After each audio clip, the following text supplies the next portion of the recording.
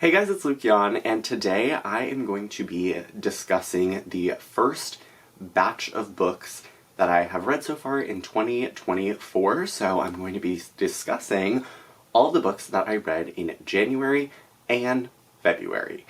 I don't know exactly how many books I read, but I have a huge stack of books behind me. We have a lot to get through, so let's just jump right into the video. The first book that I read in 2024 was Castles in Their Bones by Laura Sebastian. This is the first book in a YA fantasy trilogy. The third book is going to come out later this year in June, and I have owned this book. I think I got it like Christmas 2022, so I had owned it for like about a year, and I was just in the mood for some juicy fantasy, and I decided to pick this book up.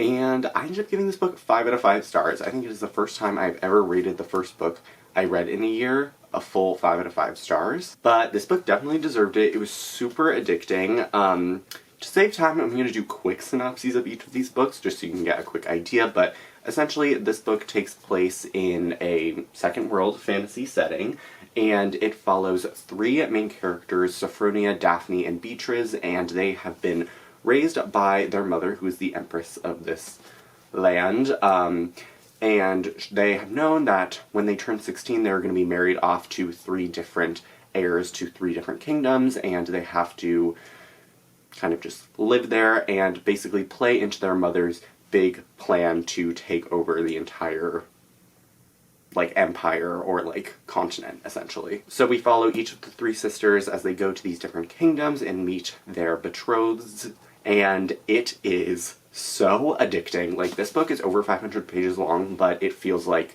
15 pages long. Like, it is so quick to get through. The chapters are really short, and you bounce between all 3 of the princesses, and it is just like, I don't understand how Laura Sebastian made every single point of view interesting and distinct, but she absolutely did. It takes like about 50 to 100 pages to just like orient yourself with the characters and like their different circumstances, their different personalities, and the different settings that they're in. But once you do, it's just like gossip and like espionage and drama the entire way through. It's really interesting how like Laura Sebastian weaves in like communication between the sisters. They write each other letters, and they also have this sort of connection that is very magical. There is some magic in this story, but it's not like a huge piece of the story. Like, it's not front and center. The front and center is really like the drama that all of these sisters are embroiled in at the moment, and it's just so addicting. I can't recommend it enough. If you love fantasy, this is great. It is, I think I said in one of my like updates on Goodreads, like, it's like 3 Dark Crowns meets The Crown meets The Guinevere Deception meets like a ton of different books. Like, it is a perfect mashup of a ton of fantasy series that I love, so I would definitely recommend it. Super underrated and definitely worth the read. Next, I picked up The Winter of the Witch by Catherine Arden. This is the 3rd and final book in the Winter Night trilogy. The first book was The Bear and the Nightingale, and the second book was The Girl in the Tower. I really loved the first book in the series. I read it 2 years ago, and then last year I read The Girl in the Tower. I didn't love it as much. It felt a lot like a middle book. Like, it was very slow and just very politically driven to the point where it was just like a little bit of a slog to get through. But The Winter of the Witch is probably, I don't know if it's my favorite in the series or my second favorite after The Bear and the Nightingale, but I just was really enjoying this book. It is political, but there is a ton of magic in this story. This series follows a young girl named Vasilisa who is told these stories from Slavic folklore by her grandmother, and then as she grows up, she starts to realize that these stories are true, and she becomes, you know, involved in a ton of the political drama that's happening. This takes place in like medieval Kiev and Rus, so that's kind of the setting, and it's very fun. I love all the Slavic folklore. I really enjoy the characters, and this book just had a great pacing. Like, I really enjoyed how each section had a very distinct feel. I enjoyed all the characters. It's not like a perfect book. I do think that it was slow at times, but I think it was like the perfect mix of the fantasy aspects from book 1 and the political aspects from book 2. Like, it took the best pieces of those installments and kind of mashed them together into a great mix, and I definitely would recommend this series. It's a great story, and I think this finale definitely did the first 2 books justice. And I give it 4 out of 5 stars, if that wasn't clear clear. Then my amazing reading year continued with Beasts of Ruin by Ayana Gray. This is the sequel to Beasts of Prey, which I read in January of last year, and I have been meaning to pick this book up since I read Beasts of Prey, and it has just like been like a sequel that I like knew I wanted to read, and I think I had forgotten how much I loved Beasts of Prey when I started to pick this book up, but I read this so quickly. Like, I was so engrossed in the story. I gave it 5 out of 5 stars. I loved every single second of it. I did actually read Beasts of War, which is the finale to this book, like just recently, so I have a reading vlog coming for that book as well, but this was just a perfect sequel. It took all of the aspects from book 1 and put a spin on them to make them even more interesting, and I just fell in love with the sequel, and it easily like made the series one of my all-time favorites. This is another underrated series, but it is a trilogy that follows 2 main characters named Kofi and Ekon, who live in this fantasy world or city called Lycosa, which it's like a Pan-African inspired fantasy story, and Kofi works at this place called the Night Zoo with these mystical creatures, and Ekon is one of the Sons of the Six, so he's kind of like a religious warrior, and they end up coming together to try to find this mythical beast in the first book, so they end up traveling through the greater jungle. Some crazy stuff happens in that book, and we pick up right where we left off in Beasts of Ruin. It was an amazing sequel, one of my all-time favorites, and it was just like totally gripping. I could not put it down. Then I read Mislaid in Parts Half Known by Seanan McGuire. This is like the 13 millionth book in the Wayward Children series. This book follows the same main character from the last book, which I loved. It was one of my favorites of last year, and it's kind of her going to Eleanor West's home for Wayward Children, where they kind of get snapped back to reality after coming back from these portal worlds. And this story features some other characters. It's hard to summarize these books because they're so short, but I ended up giving this book like a 3.75 out of 5 stars. I was hoping to love it as much as Lost in the Moon and Found, which also follows Antoinette, who is the main character of this story. But I just found that it was a little bit, like, it kind of went back to what I disliked about this series, which is that the books are so short for stories that could really span 400 or 500 pages. So I just found that I was wanting more throughout the story, and things were going really fast, and I wasn't loving all of the characters. So, I don't know. It was good, I enjoyed it, but there were definitely some aspects that were not my favorite. I'll still continue to read this series because it is really fun and quick.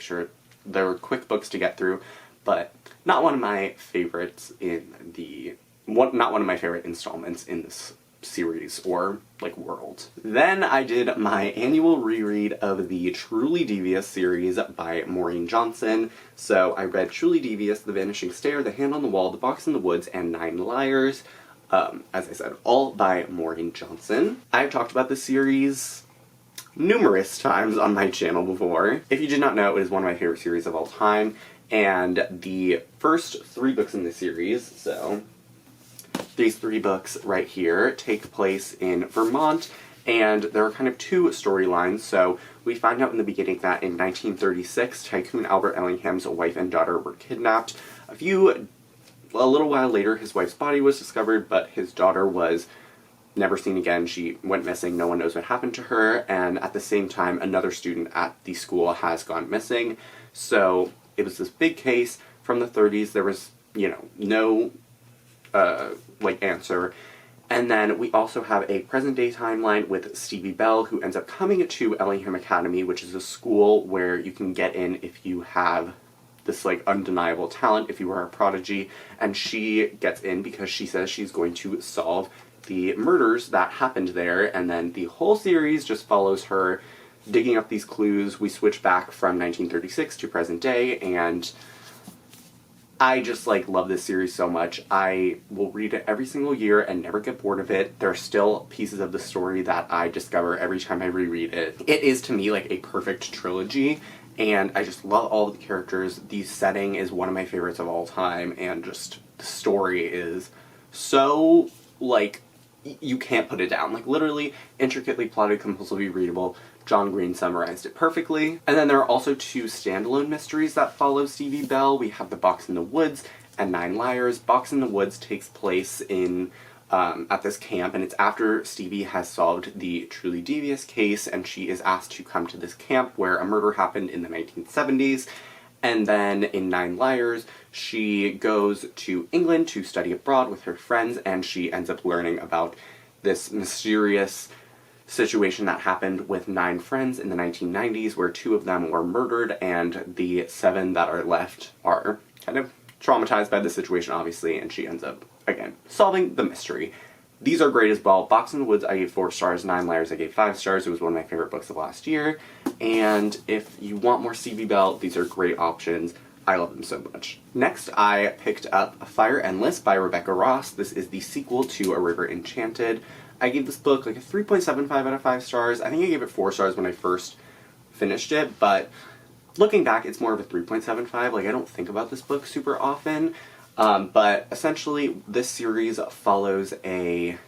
takes place in this world where music is kind of magic, and there are these elements that kind of rule this island, and our main character, Jack, has just come back to the Isle of Cadence, where he grew up after studying to be a bard on the mainland, and he comes back and ends up learning about these mysterious disappearances. These young girls in the island are going missing, and he has no idea why, and so he ends up teaming up with another girl who he met new in childhood named Adira, and it's really magical. It's not super plot driven, it's more about the atmosphere. It's a lot of Scottish, Celtic folklore. It's just it's a very quiet fantasy series, which I enjoy, and this book, I can't really summarize, but it takes place after that. There are these kind of explosive things that happen towards the end of the first book that we delve into in this sequel. There's a lot of mysterious things happening in this book as well, but I found that there was less of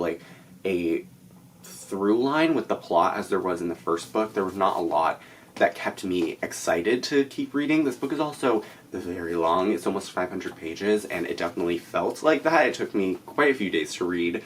But I still loved the writing style. I really enjoy Rebecca Ross's prose, and I did enjoy the characters, so it was nice to have characters that I could enjoy, no matter what the plot was, but I do wish there had been more of a solid plot since this book is so long, and I do think that towards the end, we got, what I had wanted from the beginning. So I think if you are in the mood for a slower, character-driven fantasy story, this series could definitely be for you. But I did have some qualms with this book, but overall, I do think this is a great duology, and I would definitely recommend it to someone looking for an entry point into adult fantasy, for sure. Then I read Unstoppable, My Life So Far by Maria Sharapova. This is a memoir, my first nonfiction book of the year, and it is about Maria Sharapova's life so far. This book was written right after she was banned from tennis for, I forget how many months. I think it was 10 months, 15 months, I can't remember exactly, because the ITF, the International Tennis Federation, found her guilty for using a banned substance, which was called meldonium, which is kind of like a Slavic medication that she was prescribed for her injuries, and that became illegal the month that she was accused of using it. She just never realized that it became illegal, and so she was caught, and she was banned from tennis. So I was interested in this book because I really am interested in tennis. I played it for most of my life recreationally, and I'm on the tennis club team at college, and Maria Sharapova is one of the most famous, well-known female tennis players. She retired in 2020, but before that she had won 5 Grand Slam tournaments, which, if you didn't know, the Grand Slams are the pinnacle of tennis. If you win one, that's really impressive. To win more than one is also really impressive, but she ended up winning all 4. So there's the Australian Open in January, the French Open in May, Wimbledon in June/July, and the US Open in August and September. So she won the US Open, Wimbledon, and the Australia Open once, and then she won the French Open twice. So that is, a huge achievement. I think less than 10 women have achieved that. It's Serena Williams, Billie Jean King, Martina Navratilova, Chris Evert, those very famous tennis figures.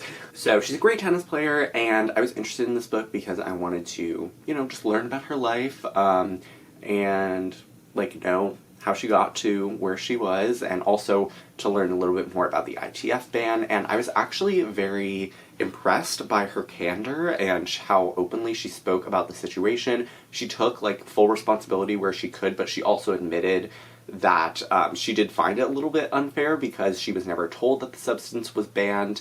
You know, once it became illegal, she was never told. But, you know, she did take responsibility in that she should have done her due diligence and checked. You know, every single time there's a new, like, year and the ITF bans, like, new things, she, like, admits that, which I found really refreshing, and enlightening as well. And it was just nice to learn about her life and her story and, you know, where she came from. Her parents really sacrificed everything to make sure that she could pursue a career in tennis, and it was just really nice to see that. I do think she was, like, a little bit harsh sometimes. Like, I didn't love this book. I gave it 4 out of 5 stars, but I think she was a little bit harsh towards Serena Williams at times, which felt, you know, just like one-sided beef that I was like, why?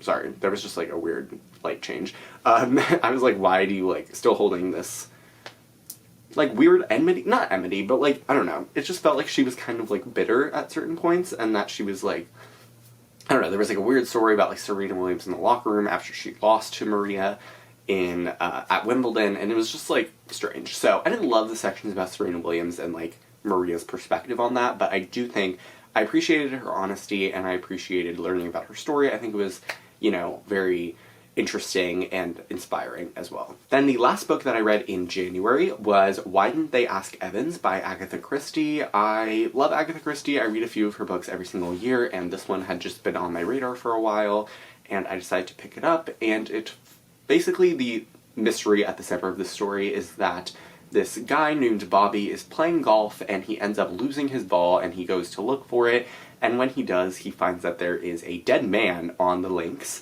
and he ends up just trying to, like, figure out this mystery, and it's really fun. He ends up enlisting this girl named Frankie, and it was a really fun mystery. I think this is probably one of the most fun Agatha Christie books, as fun as a murder mystery could be. I really enjoyed, like, the setting. It's very, I think it's an earlier Agatha Christie book, so, you know, she had, like, it was, like, past the point of her, like, kind of beginning of her career, but it is an earlier one, so, like, she is kind of, like, in the height of, like, her fun, sparkly writing and her great characters, and it's just a really interesting plot. It does get a little bit convoluted at times, especially towards, like, the very end. There's just a lot of, like, betrayals and reveals, and I was like, okay, what is happening?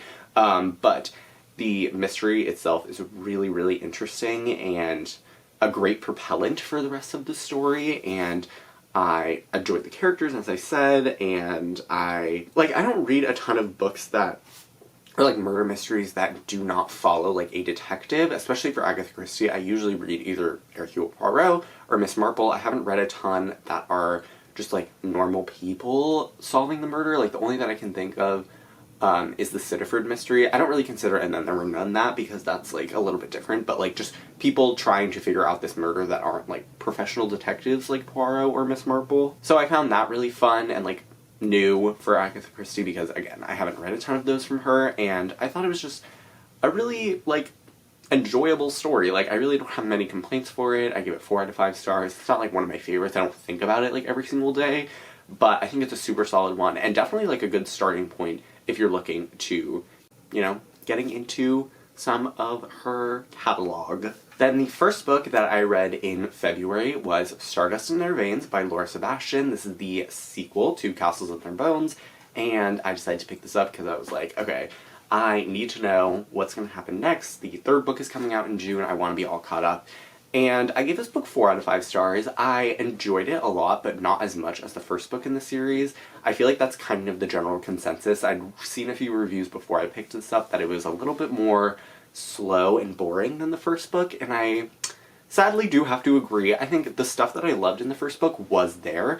It just felt a little bit watered down at points. I still really loved the characters. There's a new POV in this book that was like interesting to read, but I think some of like the fun of the first book was gone. This is definitely a darker, like slower paced story with a lot more politics, but I do think that all the POVs are still very distinct and interesting.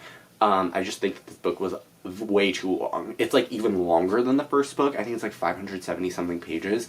It easily could have been 100 pages shorter. There were just a lot of chapters and scenes that I was like, oh my god, when is this going to end? And like there were some just plot points that I feel like could have been taken out. But overall, I still give it 4 out of 5 stars. Like I still really enjoyed it, and I do think it was a good continuation from the first book. But there were just parts of it that I was like not the biggest fan of. I was like, okay, wrap it up. But I think that the overall plot was interesting. It was just like, there was a lot of like fluff like within that just didn't need to be there. It was a little bit less like fun and exciting, but there was still like the espionage, subterfuge, all of that I enjoyed from the first book, just slightly less exciting and new. But I am very interested to see where the third book goes. This also does have a lot more magic, so I think that's going to be interesting to see. And we learn a little bit more about the Empress, who is the princess's mother. And I think that'll be really fun to see like how everything concludes. So I definitely am going to be picking up book 3 when it comes out, but I do think this is not as great as book 1, but still a super solid sequel and middle book in a trilogy. Then the next 6 books that I read in February were me doing a huge deep dive into the Red Queen series by Victoria Aveyard. I read the first book in this series years and years ago, like 2018, and I was like, okay, I didn't really understand the hype, but I have really been enjoying Victoria Aveyard's ongoing series, Realmbreaker, and I wanted to see what the hype was of her first series, and it did not disappoint. So I'm just going to hold up book 1 because those books are heavy, but I'll talk about each book individually. But Red Queen, for like the 2 people on book 2 who don't know what it is about, follows a girl named Mare who lives in the society where everything is split up between people with red blood and people with silver blood. The people with silver blood are the nobility, and they have these superhuman powers, and the red blood people are just commoners. You know, people like us. They don't have any powers, they kind of just live their lives, and they are subordinate to the silver bloods. And so Mare has red blood, she lives with her family in this place called the Stilts. It's like a very, very post-apocalyptic dystopian, but like the world has kind of rebuilt itself after that post-apocalyptic situation.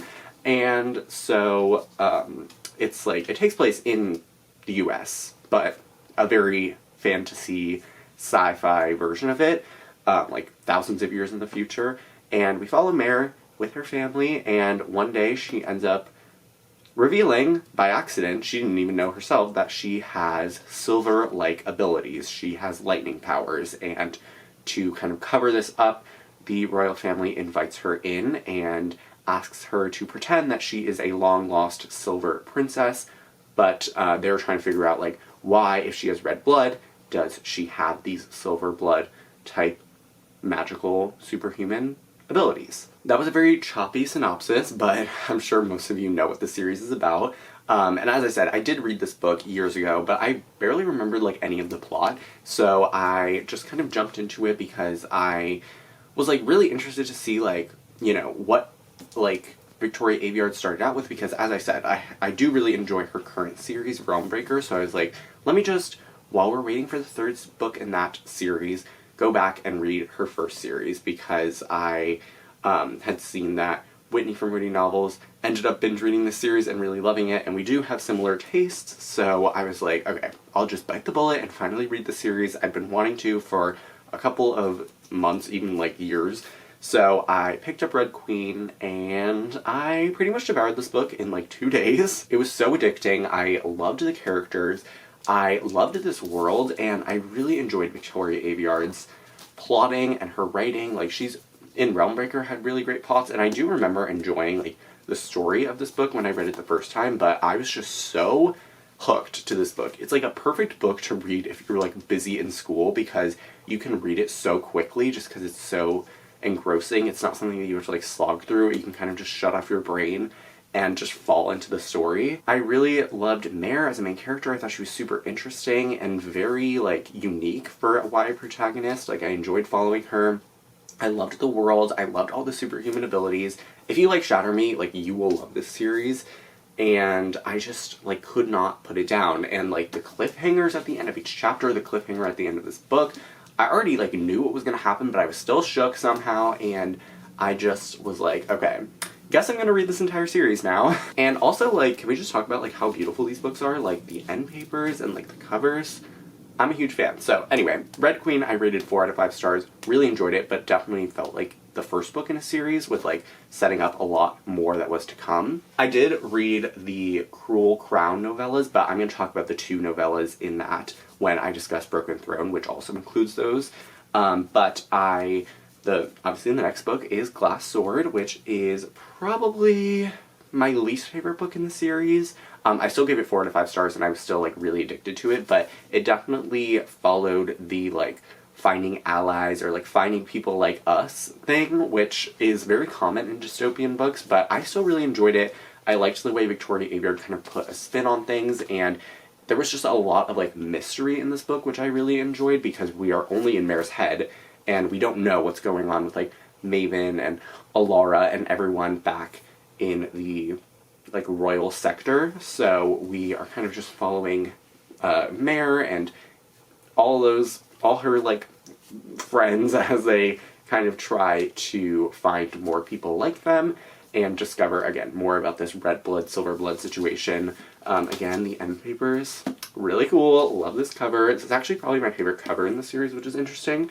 But also the ending of this book, I don't even want to talk about it. Then we move into King's Cage, which the books are obviously getting beefier as the series continues, but I loved this book. I was nervous that it would be boring because a lot of it I knew would just be like inner monologue, and I was also nervous because we do get other POVs in this book, and I was nervous that I wouldn't enjoy them as much, but I really enjoyed all 3 POVs. We get a third like more than halfway into the book, but we do also follow another red blood with silver powers besides Mare, and we also follow Mare as she's kind of like in the system.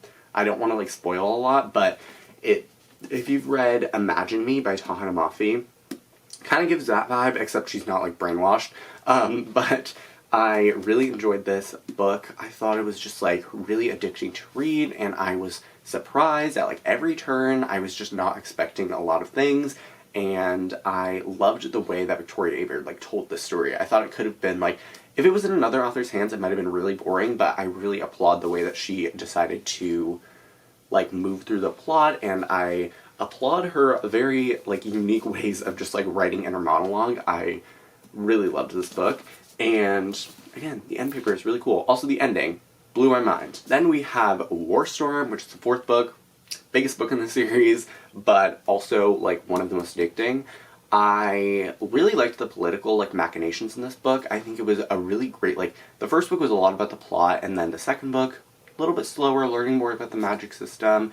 Then book 3, a little bit slower, learning about the politics, and then this one is very much politics and like setting up for this major battle that we need to have. And I liked the slow progression of that. And like again, great end papers. This book has 5 POVs, which I thought was really needed. Like I liked again how like the first 2 books just Mare, then we get more POVs in the 3rd book, and then we get like full out multi POV in this story. I thought it just added a lot to it. It added a lot of angles. There are a lot of POVs and perspectives that just show different sides to the story and really expands the world in a super interesting way. And I loved this book. I gave it 5 out of 5 stars. I gave King's Cage 4 out of 5 stars, by the way. I forgot to mention that. But yeah, this book and this series will definitely make its way onto my favorites of the year list. And again, I could not like not give this book 5 stars. I was so engrossed the entire way through. I could not stop reading, and it was just like the perfect way to end this series. And I did love the ending. I know the ending is a little bit polarizing, but I knew that we were getting more in Broken Throne, so I was more accepting of the like kind of short or like faster ending to this book. I thought it was so realistic. I loved where the characters end up in this book, and again, like just the plot was so insane. And then we have Broken Throne, which is a collection of short stories plus like other world stuff.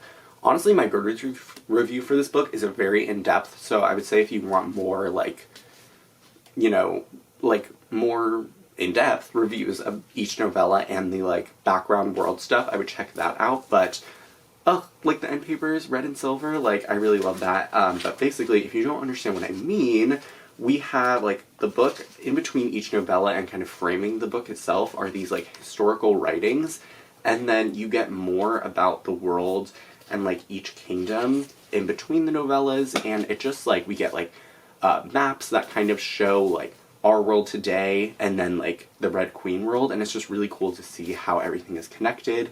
And I really enjoyed the novellas in this book. The first novella follows Cal's mother, Coriane, who it's like her background story. Really enjoyed that one. I gave it 5 out of 5 stars. The next one follows Farley, who is like one of the generals for the Reds, and it's like Rise Red as the Dawn. I didn't love this one. I gave it 3 out of 5 stars. It was kind of, there's a lot of like redacted like situations in this book because it's like a, you know, spy situation, or like a general on like military aspect. And then we get another story with these two characters that are never before, like they're new characters to this novella, and I really enjoyed that. Again, it just gave like more insight into the world, and it was a concurrent story to the Red Queen story, so it was fun to see like the characters that we've grown to know and love from outsiders' eyes. And then the rest of the book is dedicated to like the characters that we know and love from the like 4 main books, and it's kind of finishing up their stories, and it's like a where are they now and where will they end up. And then the thing that broke me about this book is that at the end you have more historical writings, but then there is a section about what will happen in the future, and it almost brought me to tears because I just came to adore all of these characters and root for them. And like, I mean, those books are enormous. I went through so much with those characters, and then it was just like a perfect final send-off to the reader and to the characters, and I loved this. I gave it 4 out of 5 stars, and then you can see like my individual ratings and reviews for each novella in my review if you are so inclined. But yeah, I was not expecting to end up reading these books back to back and becoming so obsessed with them over the course of like 2 weeks. But they really took over my life for that amount of time, and they kind of saved me in February from stress from school. So I have to applaud them for that, and I have to applaud Victoria Aveyard because, man, she knows how to write series and she knows how to write cliffhangers, and it just made me even more excited for the finale to Realmbreaker. So yeah, even though I'm the 9 millionth person to read this on BookTube, I would still really recommend it if you haven't read it yet, or if you've just heard like the bad reviews for it. It has great characters, a great world, and really, really fun plots. Then after that, I decided to pick up Concrete Rose by Angie Thomas. This is the prequel to The Hate U Give. It follows Star, who's the main character of that book's father, Maverick, and it follows him as he learns that he has become a father. He's only in high school, and it just is like his life after that and like how things play out. And I loved this book. I gave it like 4.5 out of 5 stars. It's not a full 5 out of 5 stars because I haven't like, I don't know, I was kind of saying to myself like I'll rate it 4.5 for now, and then if I like can't stop thinking about it later, I'll bump it up to 5. But like honestly, this is definitely going to be an honorable mention at the very least in my favorite books of the year list because I really enjoyed it. And I don't really like contemporaries that much, and I also did not love Angie Thomas's first 2 books as much as everyone else. Like, I enjoyed The Hate U Give and I enjoyed On the Come Up, but I felt like I didn't embrace them as much as like the rest of BookTube. Like, I found the messages in them, and especially the message in The Hate U Give, so important and vital, but like the story itself wasn't my favorite.